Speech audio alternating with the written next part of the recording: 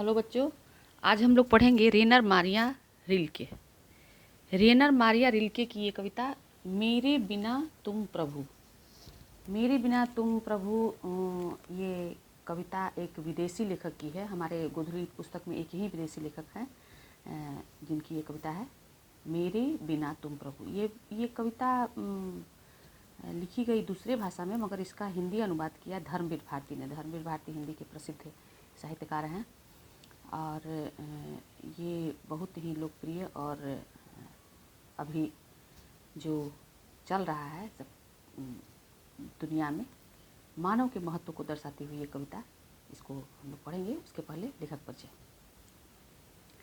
रेनर Maria Rilke का जन्म 4 दिसंबर 1875 ईस्वी को हुआ। 1875 ईस्वी को इनका जन्म ऑस्ट्रिया, आज जर्मनी में जो भाग है ऑस्ट्रिया का, वहाँ इनका हुआ। इनके पिताजी का नाम जोसेफ रिल्के और माताजी का नाम था सोफिया। इनके पिताजी जोसेफ और माताजी सोफिया। और इनकी पढ़ाई लिखाई में बहुत व्यवधान आया, लेकिन इन्होंने पढ़ा अपना और इनकी बहुत सारी रचनाएं जो विश्व साहित्य का धरोहर है, विश्व साहित्य में बहुत इनको महत्व दिया जाता है। उतना हमको नहीं जानना है, हमको बस इतना ही जानना है कि रेनर मारिया रिल्के की ये कविता मेरे बिन तुम प्रभु हमारे पाठ्य पुस्तक में है। और इनकी जो एक प्रसिद्ध उपन्यास है जो विश्व में प्रसिद्ध हुआ, the notebook of Malte Laurids Brigge और टेल्स ऑफ अलमाइटी कहानी संग्रह है इनका। और इनकी प्रमुख कविताओं का संकलन है लाइफ एंड सॉन्ग्स। ये प्रसिद्ध रचना है इनकी, लाइफ एंड सॉन्ग्स। और इनका जो निधन हुआ वो 29 दिसंबर 1926 ईस्वी को इनका देहावसान हो गया। बहुत ही संवेदनात्मक कवि और समसामयिक विषयों पर लिखने वाले, और भाषा पर बड़ी इनकी पकड़ थी। भावबोधता और रहस्यमयता इनकी कविताओं की विशेषता थी। तो इनकी जो ये कविता है, हमने पहले भी कहा कि इनकी जो कविता का अनुवाद किया हिंदी में धर्मवीर भारती द्वारा, इसको हमको याद रखना होगा। और विश्व कविता में भाषांतरित संकलन देशांतरण से ये कविता ली गई है। कहाँ से ली गई है? देशांतर से। आपको ये याद रखना। इस कविता में लेखक ने ये बताया है कि जो व्यक्ति का और ईश्वर का संबंध है एक दूसरे पर निर्भर है, एक दूसरे पर अन्याश्रित संबंध है। ईश्वर को भक्त की ज़रूरत है और भक्त को ईश्वर की ज़रूरत है। ठीक है। और हम लोग कविता पढ़ेंगे। कविता पढ़ने से इसका कॉन्सेप्ट हम देखेंगे कि इस कविता का यही कॉन्सेप्ट है। आपने एक गाना सुना होगा कि भगत के बस में है भगवान, तो बस यही इसका कॉन्सेप्ट है। भक्त जो है वो ईश्वर के बस में है और भक्त के बिना ईश्वर का कोई अस्तित्व नहीं है, कोई महत्व ही नहीं है। एक दूसरे जैसे दिन से रात का, सुबह से शाम का, अंधेरे से उजाले का महत्व होता है। जब अंधेरा होता है तो तभी तो उस रोशनी का हम लोग महत्व समझते हैं। रात होती है तभी दिन का महत्व समझते हैं। तो इसी प्रकार एक दूसरे से ये लोग दिया बाती वाला संबंध है, जब ईश्वर का और भक्त का, भक्त और भगवान का। मैंने कहा भी कि भक्त के बस में है भगवान, बिल्कुल यही कॉन्सेप्ट है इस कविता का। तो कविता पढ़ेंगे। जब मेरा अस्तित्व न रहेगा प्रभु तब तुम क्या करोगे? जब मैं तुम्हारा जलपात्र टूटकर बिखर जाऊंगा, जब मैं तुम्हारी मदिरा सूख जाऊंगा या स्वादहीन हो जाऊंगा, मैं तुम्हारे वेश हूँ, तुम्हारी वृत्ति हूँ, मुझ में खोकर तुम अपना अर्थ खो बैठोगे। मेरे बिना तुम गृहहीन निर्वासित होगे, स्वागत विहीन। मैं तुम्हारी पादुका हूँ, मेरे बिना तुम्हारे चरणों में छाले पड़ जाएंगे, वे भटकेंगे लहूलुहान। ये इसका रूपांतर किया गया है हिंदी में। तो ये इस कविता का पहले हम लोग अर्थ देखेंगे। जब मेरा अस्तित्व न रहेगा, जब भक्त का अस्तित्व नहीं रहेगा तो भगवान का क्या होगा? लेखक ने ये बताने का प्रयास किया है कि प्रभु का अस्तित्व, ईश्वर का अस्तित्व तभी है जब भक्त है। भक्त उनके लिए मंदिर बनवाता है, उनके लिए गुरुद्वारे बनवाता है, लंगर चलाता है और भगवान के कारण ही सही मार्ग पर मनुष्य जो है, भगवान के अधिकतर मनुष्य की एक प्रवृत्ति होती है, भगवान के डर से ही सही काम करते हैं।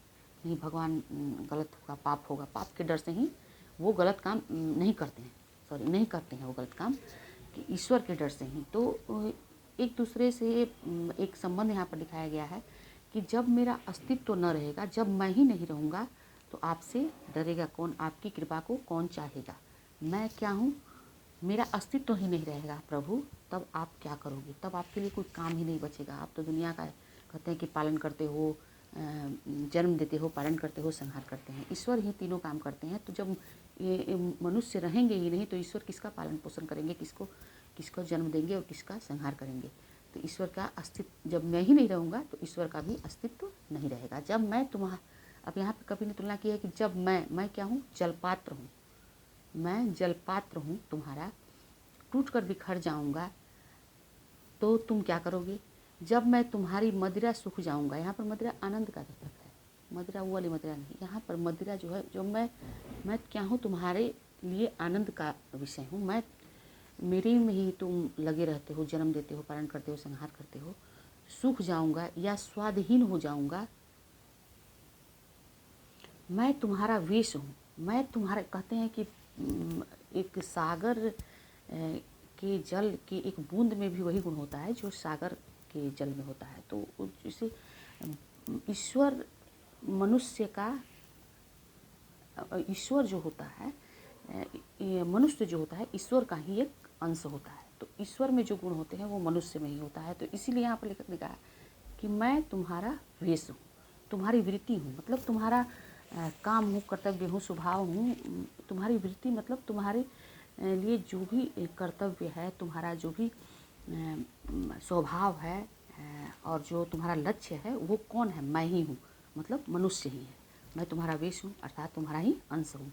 मुझे खोकर तुम अपना अर्थ खो बैठोगे, इसलिए हे ईश्वर, अगर मैं नहीं रहूँगा तो तुम्हारा भी अर्थ समाप्त हो जाएगा, तुम्हारी भी उपयोगिता समाप्त हो जाएगी, तुम्हारी भी कोई तुम्हें उतना हमारे महत्व देने के कारण, इंसान के महत्व देने के कारण ही तुम्हारा इतना महत्व है। मेरे बिना तुम गृहहीन निर्वासित होगे, मेरे बिना तुम्हारा क्या हाल जाएगा। हम ही तुम्हारे लिए मंदिर बनवाया, मस्जिद बनवाया, गुरुद्वारा बनवाया। ईश्वर के लिए इंसानों ने ही मंदिर मस्जिद गुरुद्वारे बनवाए। तो अगर मैं नहीं रहूँगा तो तुम्हारे लिए कौन मंदिर मस्जिद गुरुद्वारा बनवाएगा। तो तुम क्या हो जाओगे, गृहहीन हो जाओगे, गृहहीन हो जाओगे, निर्वासित हो जाओगे, तुमको रहने के लिए जगह नहीं बचेगा, स्वागत विहीन हो जाओगे।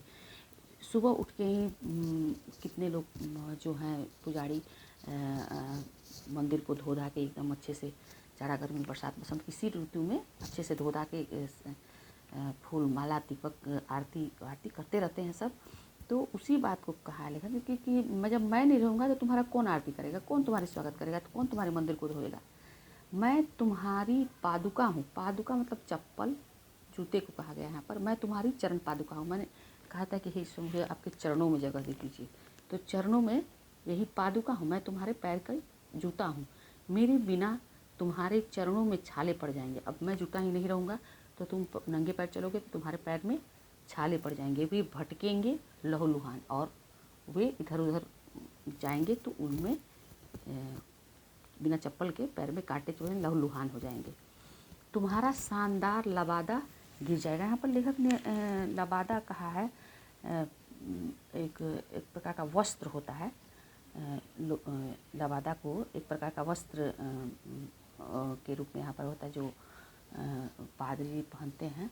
लेकिन यहाँ पर लेखक ने एक भावात्मक दृष्टि से भी जोड़ा है कि लबादा मतलब तुम्हारे प्रति जो लोगों की श्रद्धा है, विश्वास है, वो तुमको जो इज्जत देते हैं, जो तुमको अपना प्राण आधार समझते हैं, तुम्ही को जो सब कुछ सर्वस्व समझते हैं, ईश्वर को जो सर्वस्व समझते हैं, वो गिर जाएगा।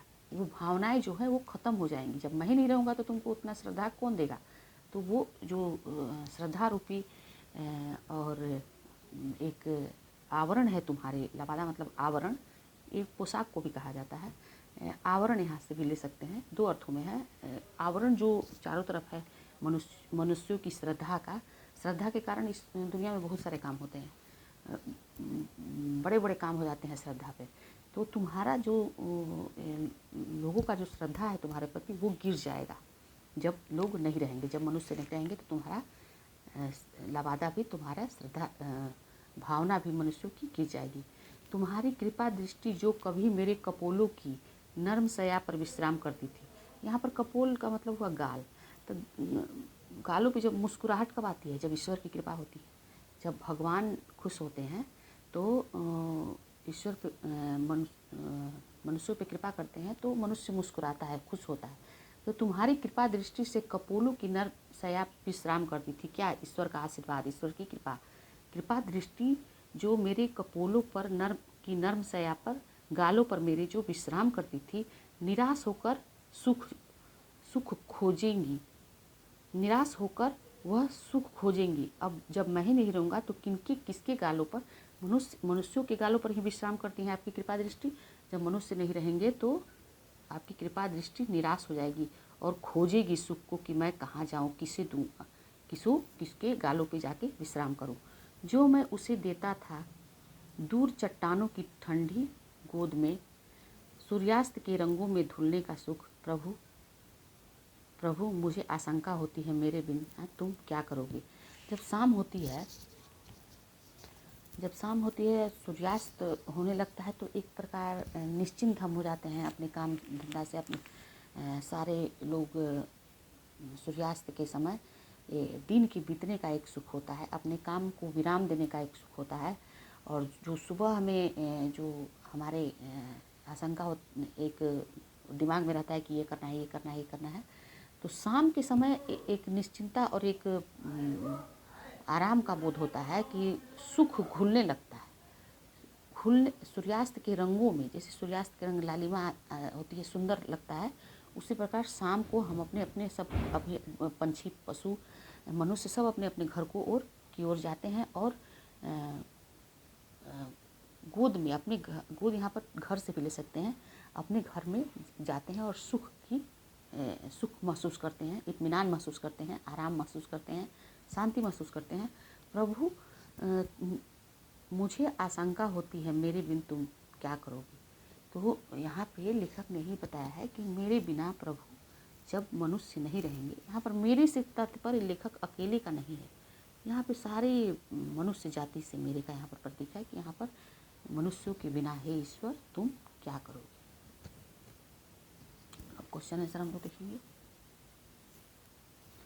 कवि अपने को जलपात्र और मदिरा क्यों कहा है? कवि अपने को जलपात्र इसलिए क्या है कि यहाँ पर भक्त की महत्ता को बताते हुए कहा है कि जलपात्र के माध्यम से जल का उपयोग किया जाता है और जो जलपात्र जल के सन्निग्ध पाकर ही सहायक होता है। जैसे दिया बाती का सन्निग्ध होता है, दिया बाती एक दूसरे पे आश्रित होते हैं, उसी जलपात्र में जल लेकर ही लोग तृप्त होते हैं, पीकर ही, उससे ही जल पीकर तृप्त होते हैं। उसी मदिरा यहाँ पर आनंद का बोध है कि ईश्वर आप आनंद देंगे तो मैं लूँगा तभी आप दे पाएंगे। यही बात इसका आशय स्पष्ट कीजिए। मैं तुम्हारे वेश हूँ, तुम्हारी वृत्ति हूँ, मुझे खोकर अपना अर्थ खो बैठोगे। तो मैं वेश हूँ, तुम्हारा ही अंश हूँ, तुम्हारा ही गुण हूँ, तुम मेरे पिता हो, मैं तुम्हारा पुत्र हूँ, तो जो तुम हो वही मैं हूँ, और तुम्हारी वृत्ति हूँ, तो मेरा कर्म स्वभाव, तुम्हारा कर्म, तुम्हारा स्वभाव मैं ही हूँ। तुम जो पालन करते हो, वो जन्म देते हो और संहार करते हो, वो मनुष्य का ही करते हो, इसलिए मैं तुम्हारा कर्म भी हूँ, तुम्हारा लक्ष्य भी हूँ, और मुझे खोकर तुम अपना खो बैठो। इस तरह से सारे इनको प्रश्न उत्तरों को आप लोग कॉपी पे लिख के इसको अच्छे से एक दो बार पढ़िए, एक दो बार देखिएगा तो आपको शानदार लबादा गिर जाएगा। क्यों? क्योंकि उनकी महिमा, आस्था निहित जो है भक्तों में भगवान की, वो आवरण मेरे न रहने पे, मनुष्यों के न रहने पे वो खो जाएगा। कवि किसको कैसा सुख देता है? कवि भगवान की कृपा दृष्टि की सया है। कवि भगवान की कृपा दृष्टि की सया है। आप उनकी कृपा अपने गालों पे महसूस करता है। जब वो गाल ही नहीं रहेंगे तो वो कैसे सुख देगा। कवि को किस बात की आशंका है? कवि को यही प्रतीक के रूप में दिखाया गया है कि ईश्वरीय सत्ता या परम आनंद का वाहक है।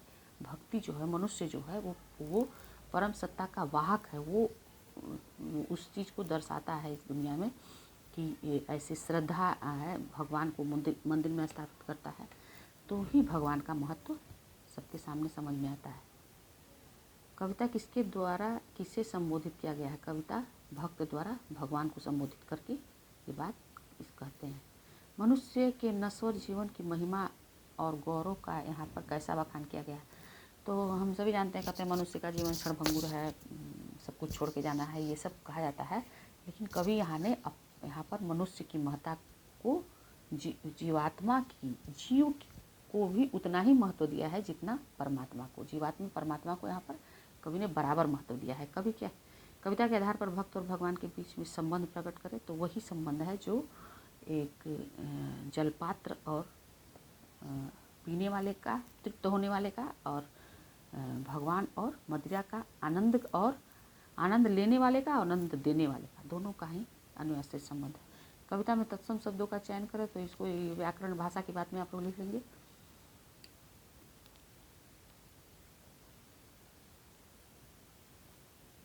और कविता में प्रयुक्त क्रियाओं को स्वतंत्र प्रयोग करें तो विखर, उसकी स्वप्न बिखर गया, स्वतंत्र रूप से वो वाक्य बनाना है। कविता का अपव्यय शब्द पद चुने। अव्यय पद सुने तो अव्यय मतलब जिसका अव्यय की परिभाषा ये होती है कि जो लिंग वचन पुरुष के अनुसार जिसमें कोई परिवर्तन ना हो, अव्यय हो, उसमें कोई बदलाव नहीं हो, ज्यों का त्यों रहे, चाहे पुरुष हो या स्त्री हो, एक वचन हो या बहुवचन हो, संज्ञा या सर्वनाम हो, कुछ भी हो, अव्यय शब्द उसे कहते हैं जिसमें लिंग वचन पुरुष के अनुसार कोई परिवर्तन नहीं होता है। तो इसमें जब तब टूटक बिना दूर। ठीक है, ये गोधूली का आखिरी चैप्टर था। आप लोग इसको देखें और खूब अच्छे से बोर्ड का तैयारी करें। ठीक है, गॉड ब्लेस यू ऑल।